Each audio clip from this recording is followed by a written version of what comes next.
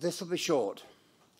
First of all, thanks to Costas and all the staff of IENE for a superb conference.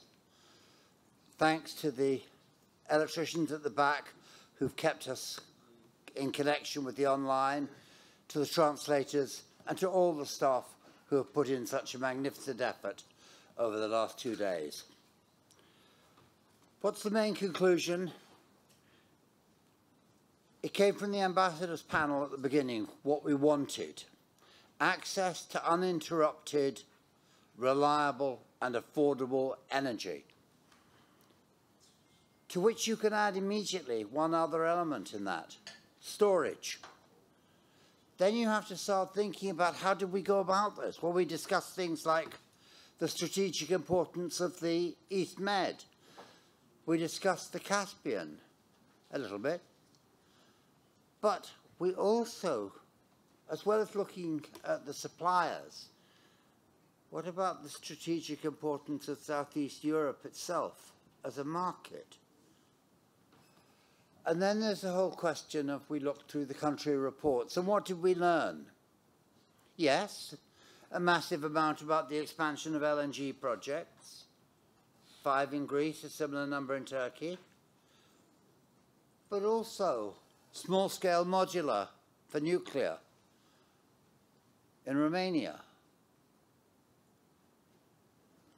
And then there were question marks, always question marks. What do we make of President Macron's call for a green pause? It worries me, that phrase. We have the strategic role of geography, dealing with the consequences of war. We had a wonderful line from Katya when she was asked, talking about reducing dependence on Russia, and she said, and I quote, "The EU is not in control of either timing or scale of this process." So we had much that we discussed, and we went on to consider things that would jointly, as well as individually, help resilience. Interconnectors are an obvious one. Development of hydrogen corridors, regional power generation, all these cooperative measures. We had the transportation, we had the technical concept, the idea that we need to have low-carbon fuels. Still looking for them. But I'll come to the end. The end, I think, is very simple. We have to be prepared for a potentially difficult winter in 2023. Why? Because there is no fresh supply of gas, though we are lucky that so much gas is already in storage. We are going to get a European rebalancing. Katya was thinking it would come about 2026. I think it's going to come with a bit earlier than that.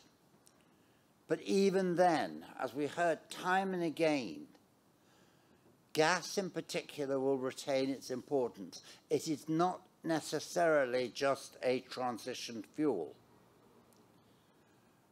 So I'll end with something that Amit Moore said. Amit was very good on one key point, well, on many key points, but he stressed the need for carbon taxes in order to tackle emissions. But he said something else. We need a balance between achieving security of supply and also achieving net zero by 2050. Getting those twin targets right will not be easy.